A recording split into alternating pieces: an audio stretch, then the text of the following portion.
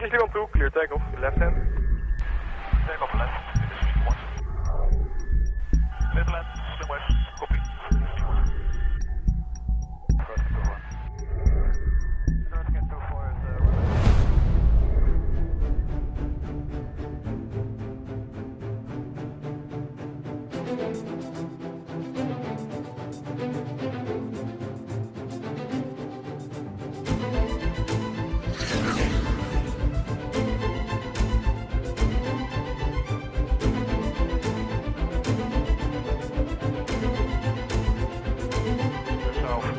Hello and welcome to the Blueskies Podcast. I'm PR Ganapathy, your host. Gp 70, roger, report type southeast, connection, speed 4, midway, and field selected.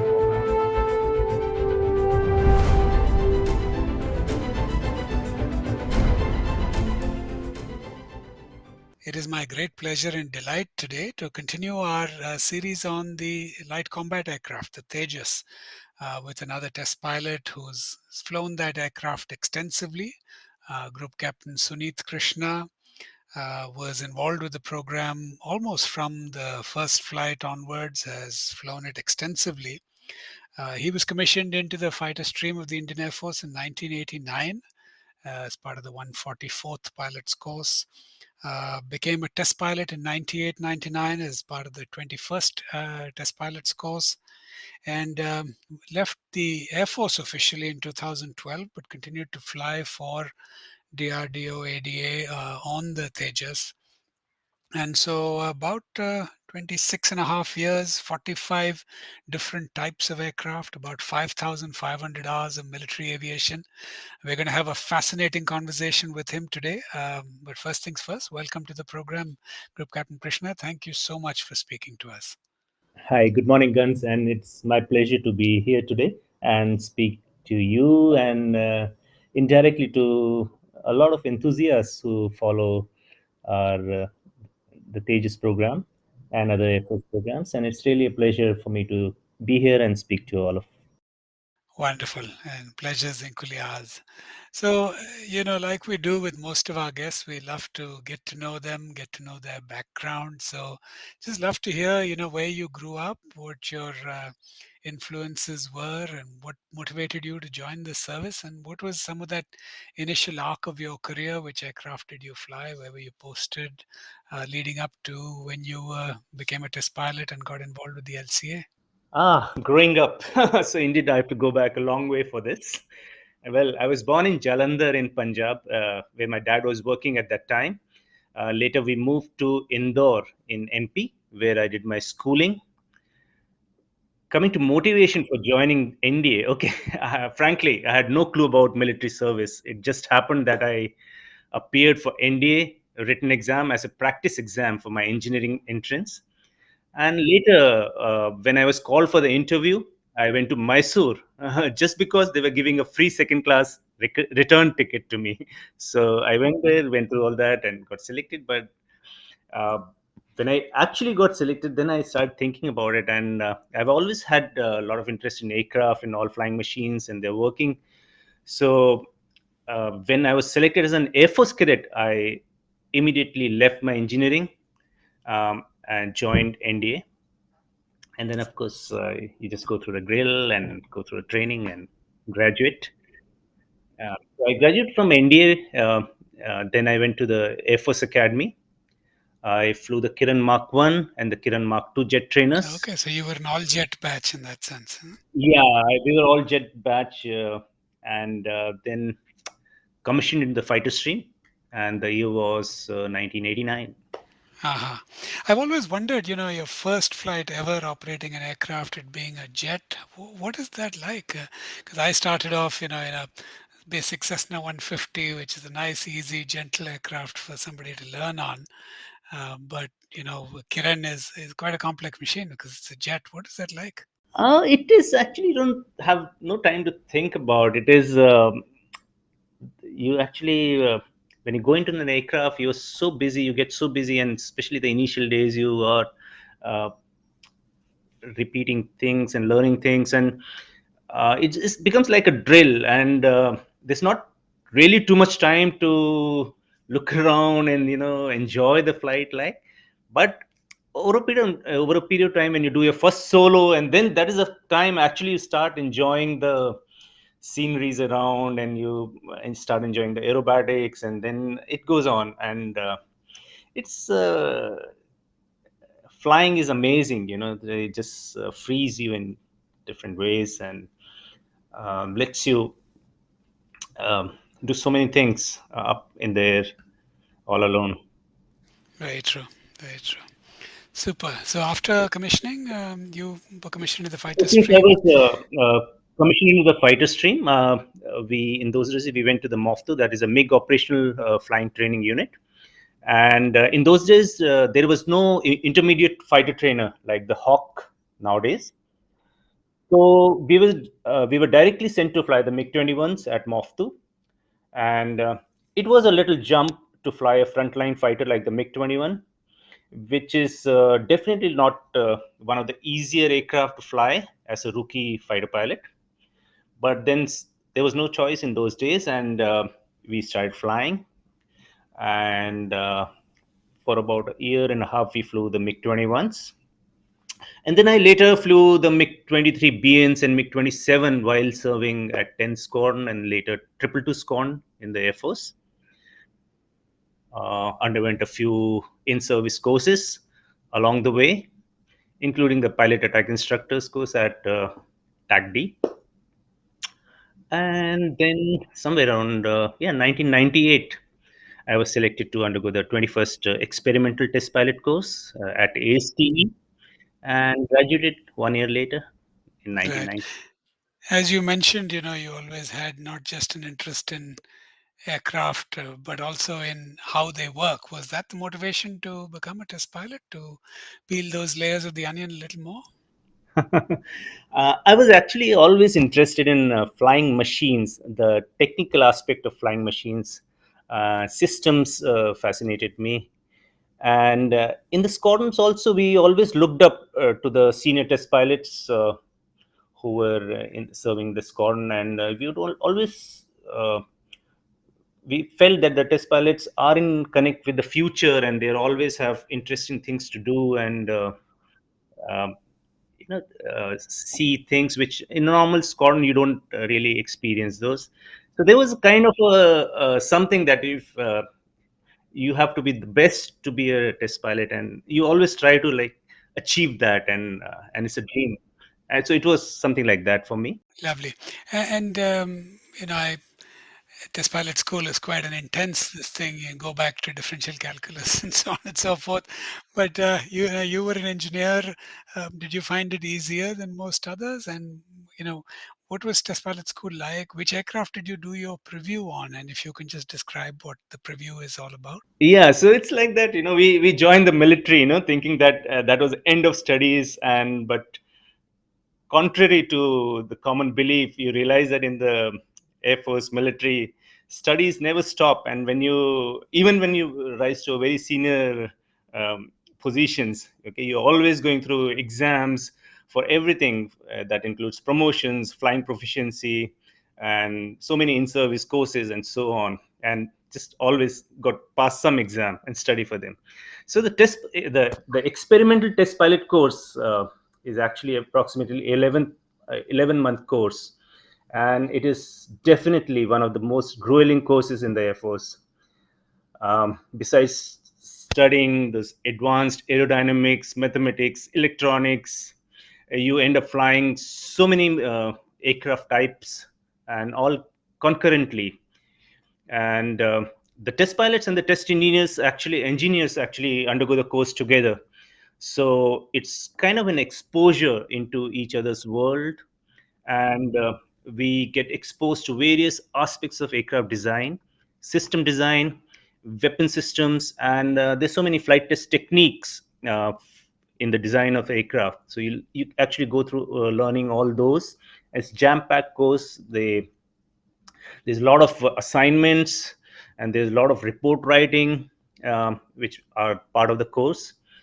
And essentially it gives you a great confidence in handling various types of aircraft that include fighters, transport types, light aircraft, and even an exposure on to rotary wing aircraft. I mean, you never otherwise have flown in helicopter or something, but you also get an exposure to a lot of future technologies.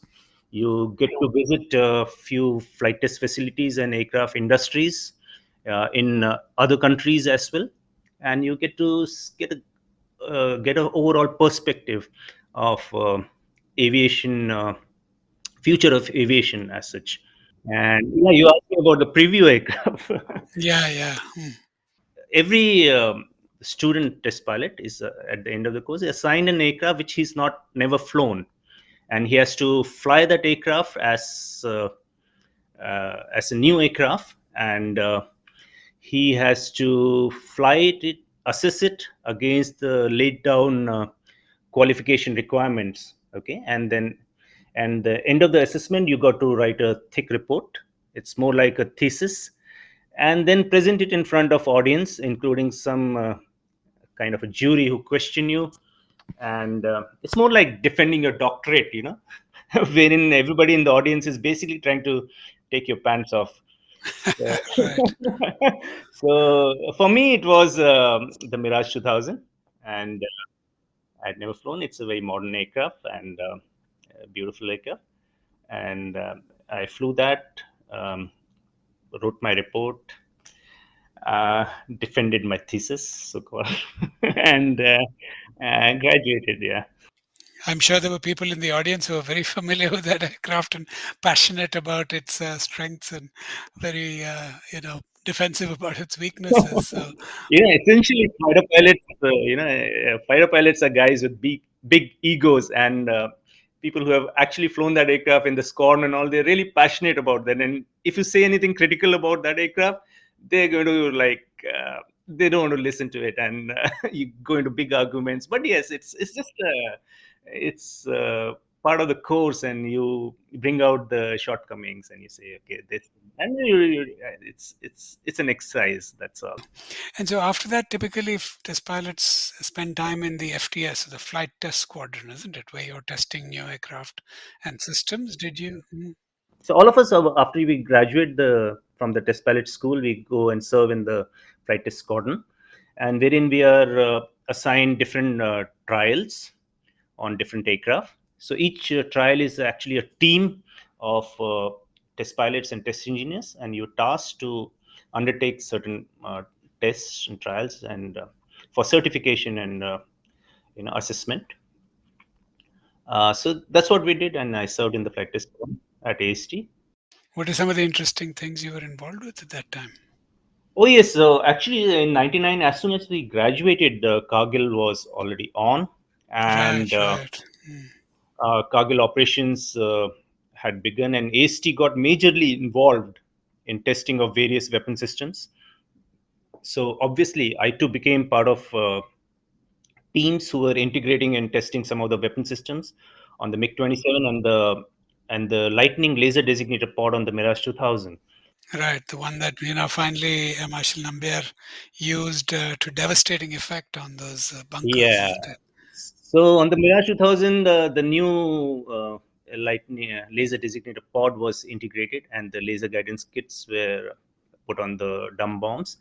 And the same aircraft, actually, once the certification got over, the aircraft were taken up to the scorns, and finally the scorns dropped the same weapons to destroy the targets on Tiger Hill and all those nearby positions. That must have given you a lot of satisfaction professionally that your work Well, of course, found implementation immediately in the yes, field. because it was like, yeah, immediately after a course, you get to do so many trials. It was really an opportunity for us. And to see those weapons being used and then successfully and to great effect, it is very satisfying. Visual to before to visualize. Just need 70, like your report type southeast, connection, for midway, and field selected. Changing gears now to the LCA program. Where was it at? How did you get involved with it initially? And what were some of your initial experiences with the LCA program? So LCA, the light combat aircraft testing was essentially was being carried out by the National Flight Test Center, which was part of the Aeronautical Development Agency. And AST was kind of involved as a, you know, to give feedback on various design aspects and overall monitor the progress of the program. So initially, I got involved in the Tejas program as an AST representative to give inputs on various design aspects. So I had to attend various design review meetings, fly the flight control development simulators, etc. And then at some time, I was attached full time to the National Flight Test Center because they needed more support, more people there. And then so I was became part of the team and was contributing to the flight test effort towards the LCA first flight. So that was the whole team that time. I was just a young squadron leader and helping out the senior test pilots in design development activities and things like that. And slowly I gained experience and became a full-time member of the team. I joined the NFTC on deputation from Air Force, and then it was a full-time uh, LCA Tejas. And Right. So I want to take you back to, almost to the day a year ago, 21 years ago, the first flight. I think you, with Air Marshal, that time Wing Commander Nambiar, were in the Chase Mirage and you were filming it. So just tell us what the mood was like building up to the first flight, what that experience of the first flight was like. Put us in the cockpit with you, so to speak. yeah, it was in the before the first flight. Actually, there was a big build up towards the first flight. There are a series of activities, and there were a series of full performance engine runs, followed by many taxi trials. Initially, low speed taxis, and then followed by high speed taxi runs. And just before the first flight, there was a final high speed taxi run wherein the nose wheel was lifted off the ground and then put down, and the aircraft was decelerated. So that was like, okay, now we are ready for the first flight. There were numerous meetings to finalize the first flight profile, and once it was done, the flight test team formulated all the SOPs, the telemetry communication protocols, and finalized all the contingency actions, and also like flying the chase and where the chase should be positioned and for filming and things like that, and for support. So all the protocols were worked out and the drills were practiced. And there was also final first flight safety review, and uh, by certification agencies and all the head of design teams and things like that to to decide whether we were ready for the first flight. So um, yes, there were a little apprehensions, and but overall the NFTC and the senior leadership was quite confident that it was time to put the aircraft in air and we could conduct the first flight safely. At NFTC, there was a lot of excitement, and on the day of the flight, of course, it was full house with the uh, defense minister, Mr. George Fernandez, and chief of air staff, who had both come down to witness the first flight, and that added to the excitement. uh, I had the opportunity to fly on the Mirage 2000 chase along with then Wing Commander Rajiv Nambia, and my responsibility was to film the Tejas first flight in the air and carry out close inspection of the aircraft in the air to look for any abnormalities, any oil leaks, and things like that. So that was how it started. We had a briefing, and then we walked to the aircraft. It just went like a drill, and uh, so it was extremely busy. So we got airborne first, and then joined up with the LCA as soon as it lifted off the ground, and then stayed along the Tejas on its first flight throughout the flight till landing. Uh, it was a beautiful sight to see our own tiny little white painted aircraft flying so majestically in there, and it looked so amazing in there, and the landing was perfect with no surprises. Of course, huge celebrations followed the event. It was a big milestone, and the stage was now open for the long journey. for the testing. And yeah, a lot of publicity, pictures, photographs, congratulations, all that followed. Yeah, Right, right. exciting times. Yeah. Lovely. And when did you get to first fly the aircraft, and what are some of the things that you were doing at that time? I presume at that first flight is a very restricted kind of a set of maneuvers that could be performed, and then you all kept gradually expanding the envelope, so to speak, right? Yes, that was like any other program. So you initially are very, very conservative, and you fly the aircraft in a very limited envelope. So after the first flight, the technology demonstrator one, the LCA TD1, it flew about 12 flights, and then it was grounded for modifications. And so these 12 flights were essentially flown by Wing Commander Kotial and Wing Commander Rajiv Nambia. And uh, subsequently, both the officers got posted out for to take up new appointments in the Air Force. And meanwhile, the LCA technology demonstrator 2 came up for engine runs and taxi and all, and preparations for the first flight. So Wing Commander Tarun Banerjee and self, we got involved in that.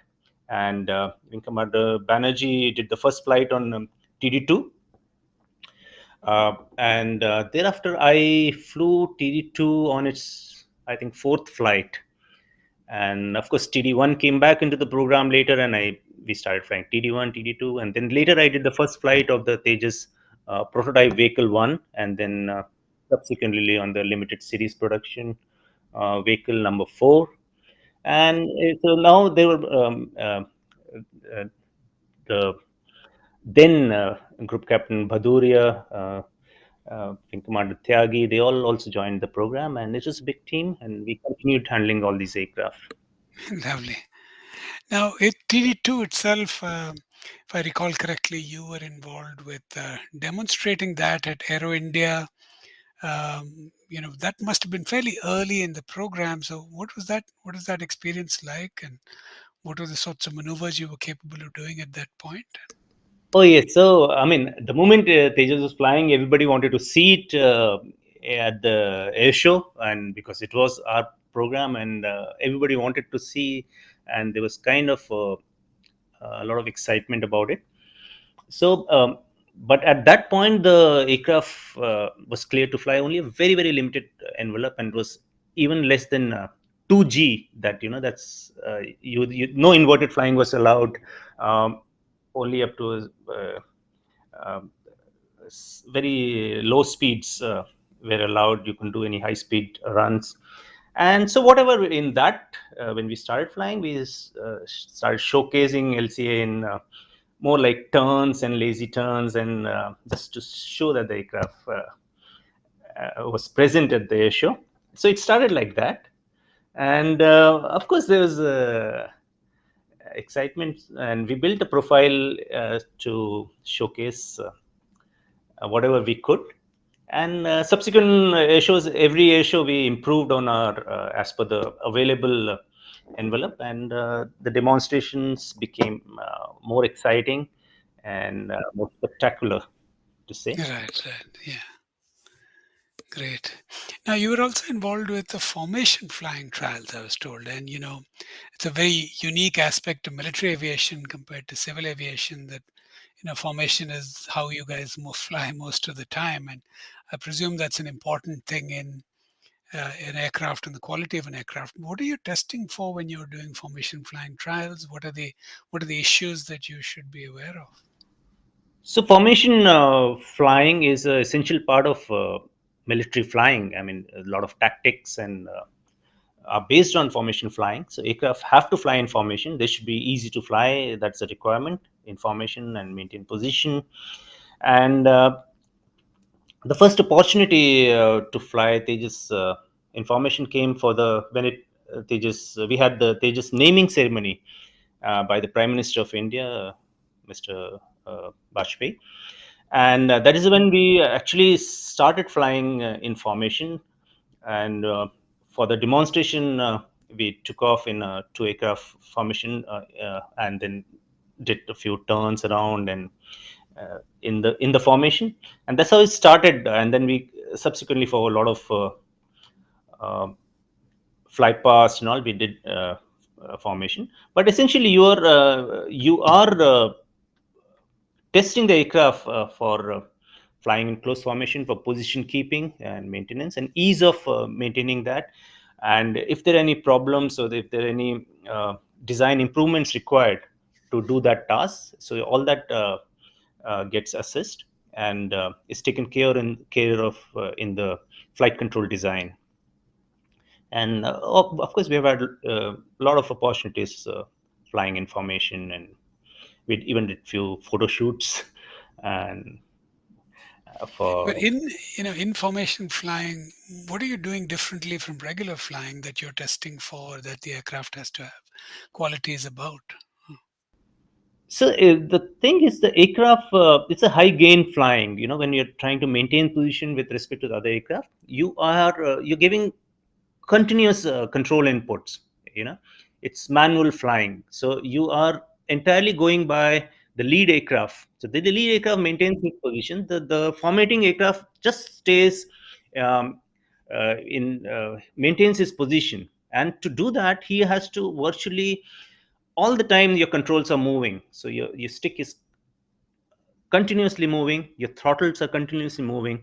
So the flight controls as well as the engine is uh, going through a lot of grill, right? So Aha, okay, you got see it. that there is no problems, there is no unwanted oscillations, there are no unwanted, um, we call it the pilot induced oscillations, or he doesn't end up giving, you know, there's no tendency to overcorrect or so all this should be easy to maintain formation. So it should be like without undue effort. So that makes it a good aircraft, which can stay in formation easily, nicely, and fly, including maneuvering in formation. Right, got it. Now you had a you had a hydraulic failure fairly early in the test cycle. Tell us about that sortie. What happened?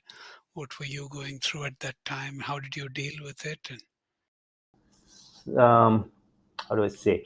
Tejas, you see, the aircraft is the flight controls and many other systems are operated hydraulically. So Tejas has basically two totally independent hydraulic systems. Okay, and all the flight controls, the undercarriage, the brakes, um, they all operated hydraulically. And it was about the 60th flight on the LCA. And as soon as I took off for our test flight, I put my undercarriage up and I had a hydraulic one failure pop up on my warning display. And instinctively, the moment it happened, I just because now you can lower undercarriage only on the other hydraulic system. So instinctively, I just lowered my undercarriage and turned downwind, slowed down my speed, and to come in back for an immediate landing. But as soon as my undercarriage came down and locked, I had a hydraulic two failure. Now this was like an improbable thing. You cannot have um, two hydraulic systems failing at the same time. And but luckily my undercarriage was down and locked, and now I knew that there was very limited control authority available, and most of the hydraulic systems were not available. I was in communication with the telemetry. They told me that both the hydraulic system, the fluid had leaked out and the isolation valves had opened and closed in that sense. And so when I landed, um, I was heavyweight, but I had no brakes. I had no nose wheel steer to maintain direction, and the shimmy dampers had no hydraulic fluid. So I mean, the aircraft went through, experienced a lot of nose wheel vibrations, very severe vibrations, wherein even the head-up display just came off the mounting, and wow, oh it my was that God, severe. We had a lot of broken things around. But yes, at the end, I could use the parking brakes to stop the aircraft while on the runway. And the good thing was, it was we could find the exact reason for it, and because the gear was down, uh, we could land back, because otherwise I would have had to eject, and we would have had the first ejection on that aircraft. And of course, when you lose the aircraft, it's very difficult to find out what was the exact reason for the failure. But in this case, because the aircraft was on the ground, we could identify the exact reason, which were basically two hydraulic flexible hoses in the undercarriage bay, which one of the hose just gave up because of extreme flexing, and the hydraulic fluid actually coming out at such a high pressure cut through the other hose and caused the second hydraulic failure. I mean, improbable, but it happened and led to some design improvements. And of course, we had a much better design now, and all the rectification took place. So that was, yeah, it was exciting. But I think um, the good thing was the aircraft was recovered and nothing was lost. Right, right, right. Very nice. Yeah. Now, moving on to this carefree handling or carefree maneuvering of the aircraft, which um, as you've described, the first flight had very limited range in terms of the speeds you could go, or how much bank you could put on, or how much G you could apply, and then that kept expanding. So, what is this carefree maneuvering? How do you determine how you can do that, and what's that process like, and how do you test it? Just to simplify the thing, yes, they just we slowly opened up the full envelope, and in the full scale engineering demonstration phase, we opened up till supersonic and the max altitude, etc. And then the envelope kept opening, and when the envelopes was fully open in terms of max altitude, max speed, max G, and things like that, the other requirement was that the aircraft should be carefree to maneuver. So what is carefree actually is, in a conventional aircraft, the controls, the cockpit controls are directly linked to control surfaces on the wings, on the rudder, through link rods, cables, and all. Okay, the older generation aircraft. But Tejas being a fly-by-wire aircraft, the control inputs from the pilot first go to the flight control computers, and then depending on various aircraft parameters, the actually the computer sends out the command signals to the aircraft control surfaces to deflect and give out the optimum maneuver, to say, whether it's a turn or it's a pitch movement or whatever, so the pilot really doesn't have a direct link to the control surfaces. Okay, so this enables, because there are now computers in the loop, the computers always know what are your uh, they always know what is the aircraft speed, aircraft altitude, what are the limits, and you can put the limits in the software itself, so that now the uh, the computer does not allow the aircraft to exceed any of these parameters. Okay, whereas in a conventional aircraft, the pilot has to, himself, observe the boundaries of low speed. He has to prevent aircraft from stalling. He has to, you know uh, even the limits of pitch attitude or maneuvering, he has to follow those limits. Okay, and it is possible that in the heat of the moment he can exceed, and aircraft may lose control if you exceed in certain cases. Whereas in a fly-by-wire aircraft, you can now build these boundaries in the envelope, and now actually it takes off the load of maintaining or keeping within these limits, and the pilot can actually maneuver the aircraft in a carefree manner. The issue with this is that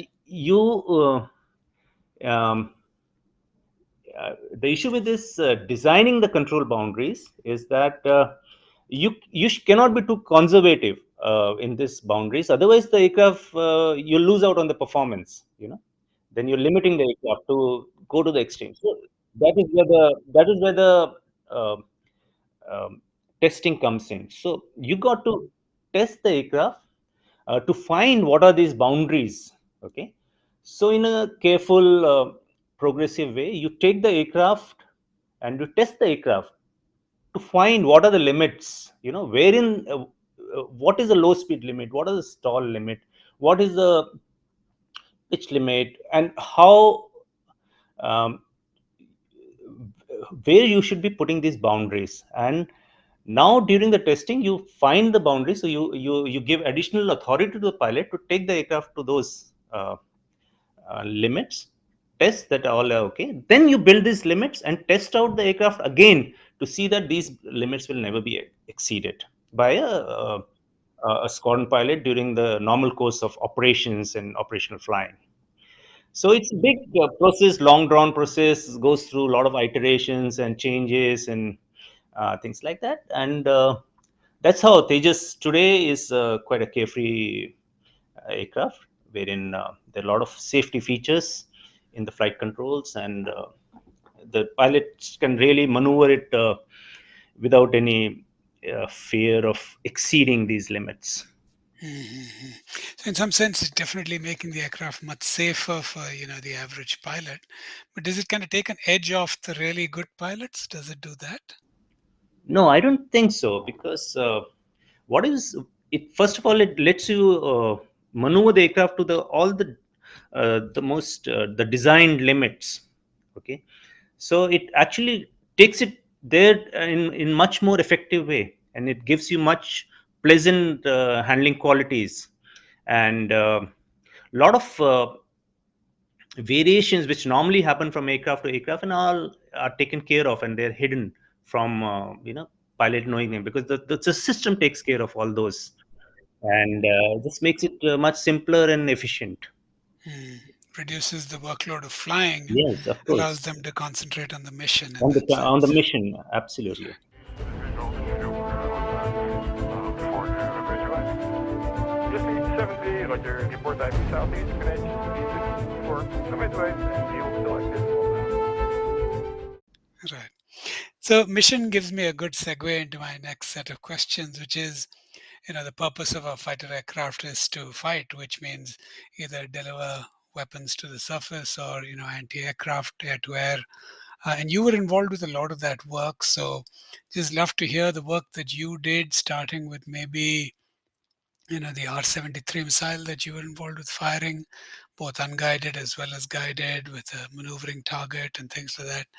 And so just love to hear your experiences on that. Yeah, as you said rightly, a fighter aircraft is no good without the weapon systems. I mean, it's not designed for an air show. Finally you got to fight and fire and destroy the targets, whether in the air or on the ground. So as required, the Air Force wanted a long list of weapon systems, both Russian and Western origin, to be integrated on Tejas. And all these weapons had to be integrated in all the desired modes of attack, modes of delivery. And so, luckily, because I stayed in the program for long, I got to fire almost every weapon on from the Tejas, and to take it to its certification and release to service. So we integrate a lot of air to ground weapons, and for the air to air, we integrate the R-73 missile, and the the R-73 is basically a close combat missile of Russian origin, and uh, initially the R-73 was only integrated way back in 2005-6 in the boosted non-guided mode. Basically, it was a dummy missile to map the missile plume characteristics, how it affects the aircraft structure or engine airflow. Wing Commander Harish did that firing, and which was an unguided firing. And later in the second phase, the missile was now fully integrated with the aircraft avionics systems, and so then we started firing a lot of dummy missiles initially to check out the plume characteristics, and we fired them in the corner of the flight envelope, the max altitude, max speed, and so just to cover the full envelope for the certification process. And thereafter, we proceeded with the guided firing. So you can actually fire the missile in different modes, wherein you can actually slave the missile head using your helmet mounted display system, um, uh, which is a dash system on the Tejas, or you can actually use the radar system to guide the missile. So there are both modes available. So the first guided firing was done on a flare bomb target, which was released from another aircraft. And using the HMDS, I achieved an off-board sight lock-on the target and then fired the missile. It was a successful launch and a kill, to say. And we fired several more missiles in that mode later.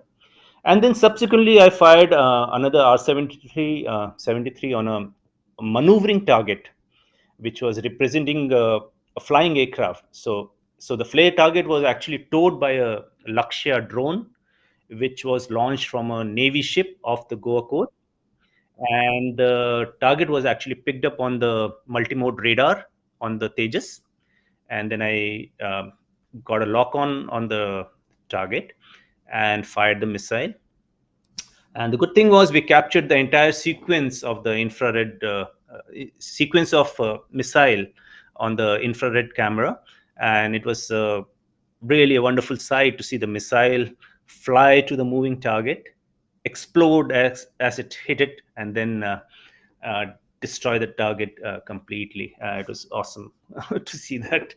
And so we fired many more missiles, R-73, and of course then we fired a lot of air to ground weapons initially, all the dumb bomb practice bombs, and then 1,000 pounders, some Russian 500 kg bombs, and things like that. And of course, we integrated the laser designator pod and the laser guided bombs on the Tejas, which was uh, successfully integrated and released to service.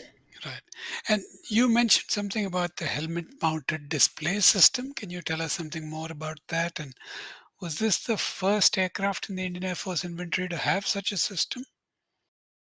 Helmet-mounted display systems are the most modern fighter aircraft have the HMDS system, so different origins. So some of our Russian aircraft have had a helmet-mounted sights. So they were not a display system, but just a sight on the MiG-29 and the MiG Su-30s, wherein uh, the helmet sight is used to slave the missile or other sensors, whereas on later on the Mirage 2000 and then on the new generation HMDS was integrated on the Tejas. So in this system, it is actually on the pilot visor. The entire flight parameters and slaving and sensor information is projected. Okay, so on the visor itself. So the pilot is not really constrained to look inside the cockpit to on his display on the multifunction displays and to look for these parameters. He can actually, while scanning the skies around, he can still see all the aircraft parameters, and he can do various tasks of slaving his sensor and things like that, without having an obligation to look inside. And that really is a game changer because especially if in a close combat scenario, he can slave these missiles and sensors to really off-bore angles, whether in the air or on the ground, and it's a game changer in that sense. Fascinating. And this was developed by us from scratch, or is there some components of hardware we bought off the shelf and then So wrote the the software? Or HMDS we integrated on Tejas is a dash system which is of Israeli origin, and it is the system is bought from them but integrated by our people. And there's a full calibration process and on the aircraft. So basically, the aircraft always knows where the pilot is looking. So when you move your head around, the aircraft knows what the pilot is seeing and where is he looking, and the sensors can be slaved to look wherever the pilot is trying to look or point them. right, right. And does this now obviate the need for a HUD, or is there still a HUD that is in the?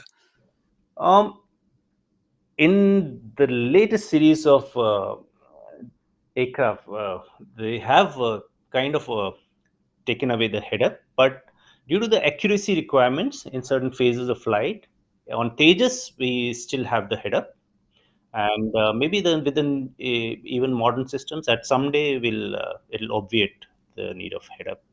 Fascinating. Wow. Great. Tell me about the LGB. What was that firing like? And And I'd also just like to get a sense in the program, what are some of the things that you encountered, which you then took back to the engineers, and then they modified and then it got better. Give us a sense for some of those things with some concrete examples. So what sorts of improvements were made? Okay, so I'll start with the LGB. Okay, so the LGBs are basically the laser guided bombs, and they're essentially the dumb bombs, and like 1,000 pounders or 500 kg bombs, and dumb bombs which are fitted with a laser guidance kit.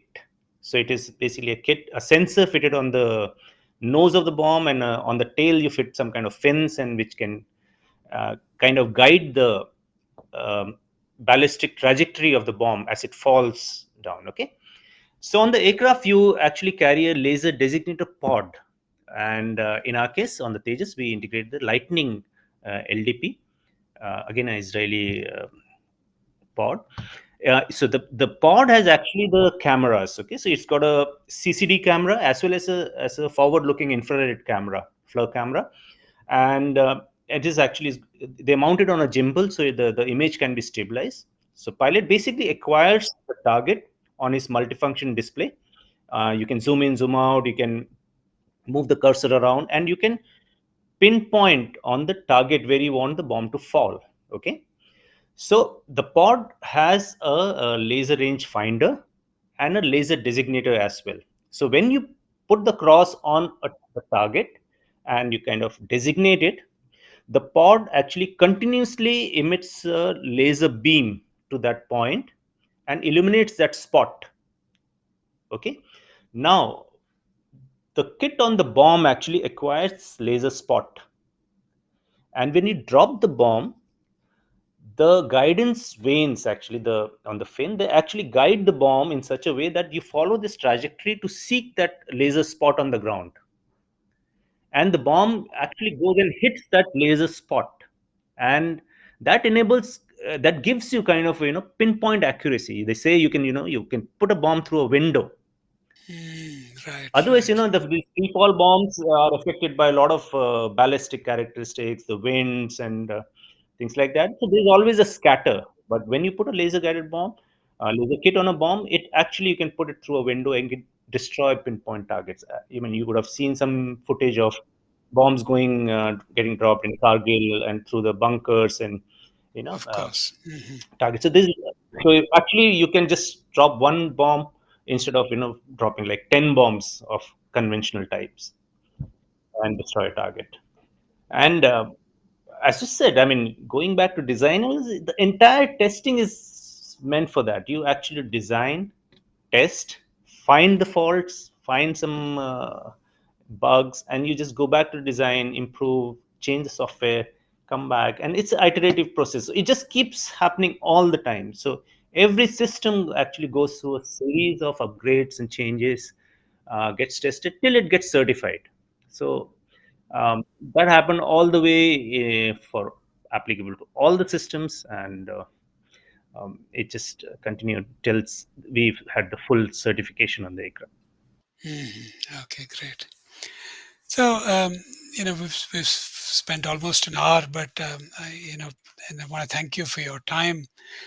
But before I let you go, you've been a active fighter pilot in a squadron. Um, there is this weapon system platform that you have developed. Um, Knowing the threat environment that's out there, as a squadron fighter pilot, what is your assessment or sense of the Tejas as a fighting platform, both for surface weapons as well as air to air, against the sort of threat environment it's likely to face? What's your assessment?